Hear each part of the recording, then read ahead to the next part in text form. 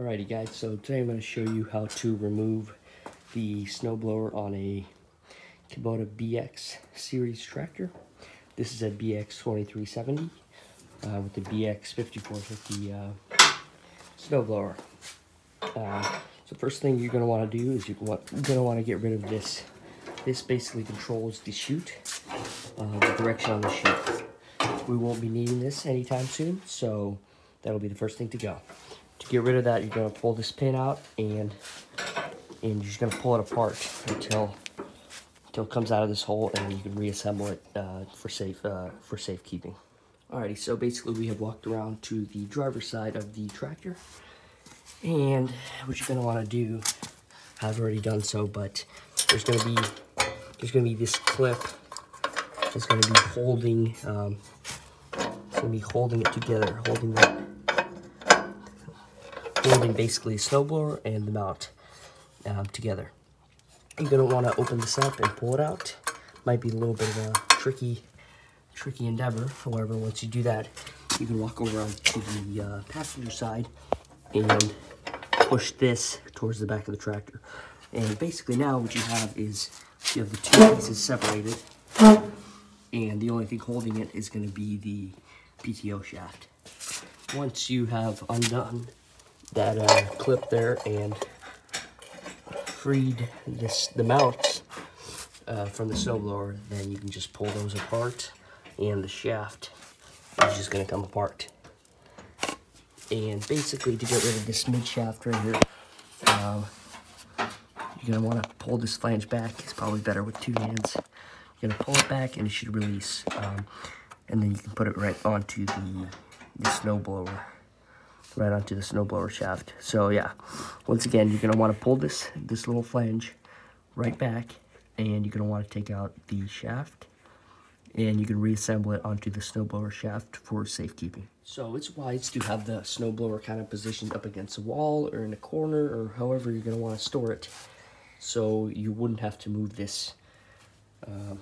snowblower, because it gets pretty heavy. Even with two guys, it can be a little bit of a struggle to move it. So it's just wise to have it up against very close to where you're going to want to store it. So basically now I have removed that, I've pulled back that flange right here, and I pulled it out and I've reassembled it. So the snowblower is now completely independent of the tractor and the mounts. Just by pushing this thing forward, undoing the clip and pushing it back, and pulling out that shaft, the snowblower is now 100% independent of the tractor. And once again, so that this pin, just wise to kind of reassemble it so it's ready for the next time you have to assemble it, and it's good for safe storage. So it's locked, nothing's gonna happen with it, I'm not gonna lose it, nothing's gonna go bad, and it'll be ready for next time.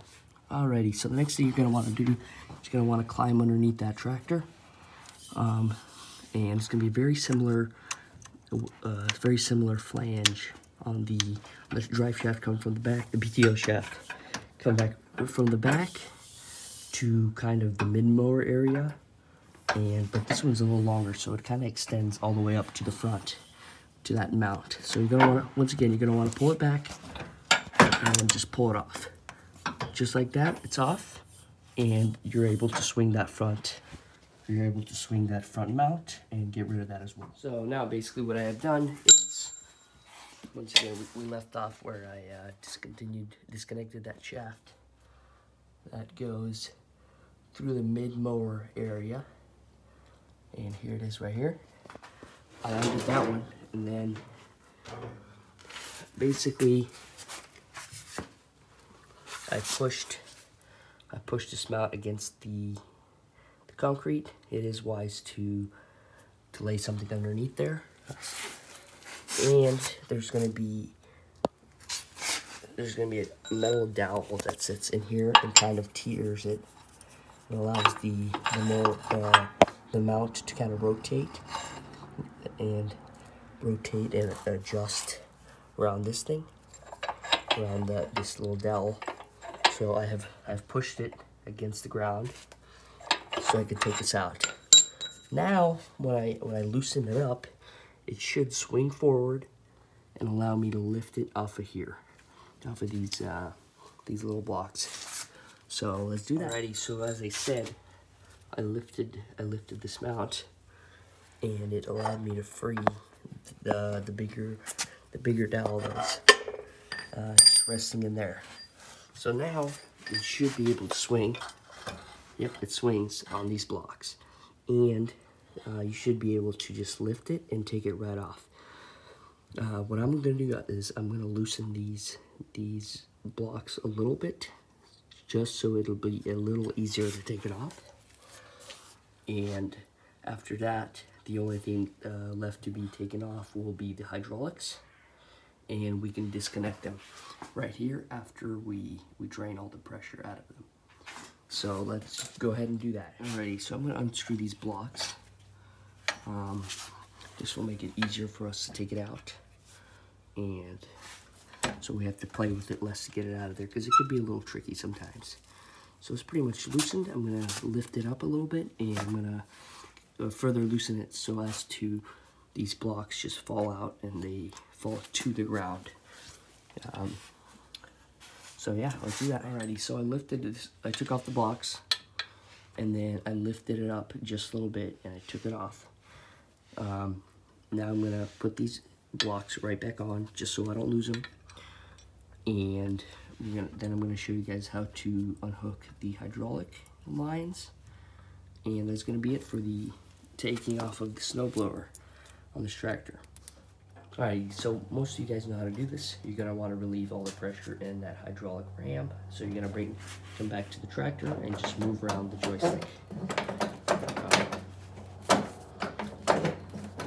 It should bring out most of the pressure, and then it'll be ready to unhook. Very simple. You're gonna want to pull this back. You're gonna want to pull this back right here, and then just take it off. Same with this one, and then just take it off. It is wise to cover these with the little covers. It becomes more of a two-hand job, but yeah. So if you're able to do that, it's great. It'll protect the connection and make sure nothing gets in there that you don't want to be in there. This is also a very messy job, so it's wise to have a few shop towels around or something to clean up any hydraulic fluid that does come out.